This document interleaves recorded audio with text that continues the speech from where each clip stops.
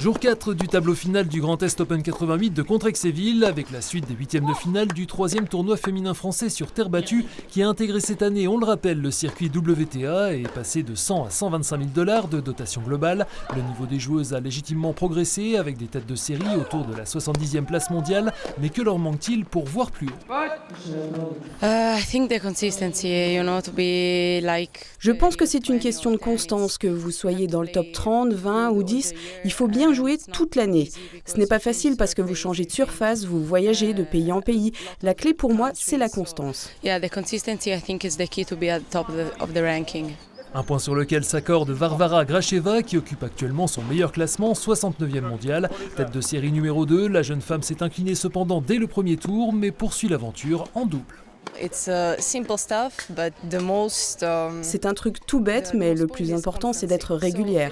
Dès que j'arriverai à bien jouer sur une période assez longue, je ne dis pas que c'est une garantie, mais ce ne sera qu'une question de temps pour que j'obtienne de meilleurs résultats que ceux que j'ai d'habitude.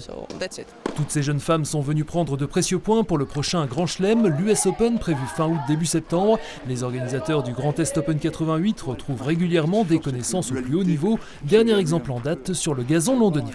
On voit par exemple Tatiana Maria qui vient souvent ici. Mais écoutez, il fait un Wimbledon fabuleux. Demi-finaliste. Demi-finaliste, elle va jouer cet après-midi. Et à partir de là, je pense qu'il y a certaines joueuses qui vont sortir du lot et être dans les 50 premières bientôt. L'Allemande Tatiana Maria, 34 ans, finaliste ici en 2017, s'est finalement inclinée ce jeudi à Wimbledon, battue par la Tunisienne Ons Jabeur, numéro 2 mondial, passée elle aussi par Contrexéville la même année.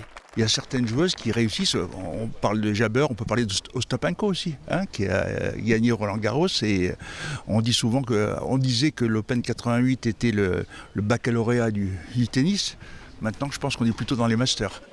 On passait avec succès l'examen des huitièmes de finale ce jeudi. Sur ces images, l'Italienne Jasmine Paolini, tête de série numéro 3, qui a facilement disposé de la Russe Anna Blinkova 6-3, 6-0, tout comme la Hongroise Dalma Galfi, finaliste ici l'an passé, et l'Espagnole Cristina Buxa.